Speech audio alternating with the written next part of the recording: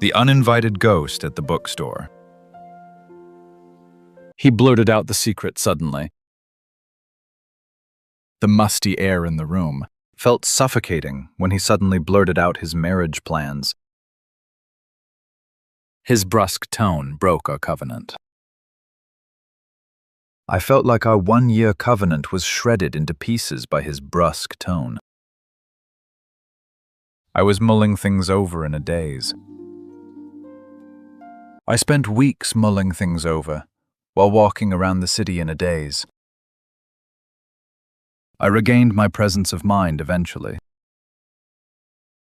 And when I finally regained my presence of mind, I felt a sudden wave of grief come over me.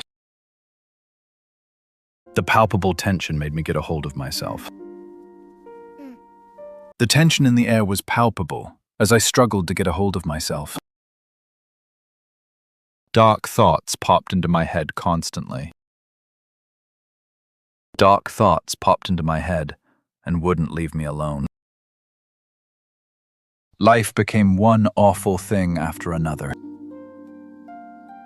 After that, it was just one awful thing after another. The mental pain was truly excruciating.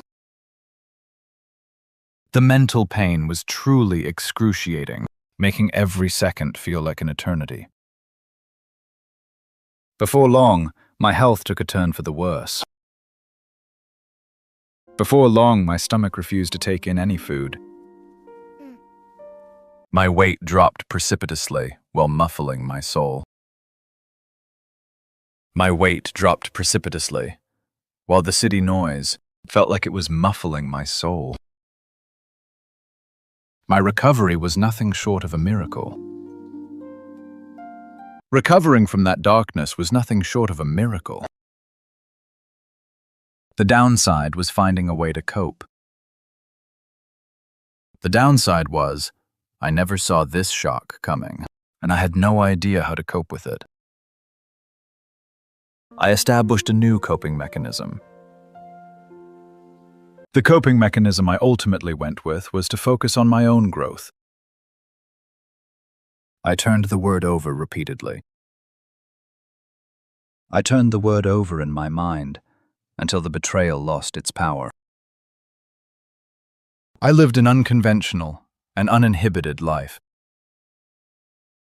I chose an unconventional path to heal, seeking peace in uninhibited art.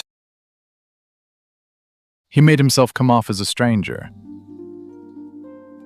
Years later, I saw him at a bookstore, but his messy appearance made him come off as a complete stranger. His eccentricity was extremely off-putting. His sudden eccentricity in the quiet aisle was extremely off-putting. He was flying into a blind rage suddenly. He started flying into a blind rage when I didn't recognize him immediately. His failure was nothing to sneeze at. His professional failure was nothing to sneeze at, considering his arrogant past. I thought it over and felt peace. I thought it over for a moment and realized I no longer felt any pain.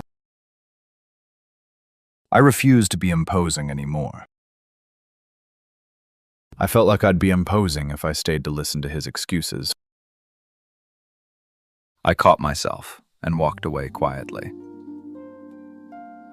I caught myself before saying something cruel and just walked away with a smile.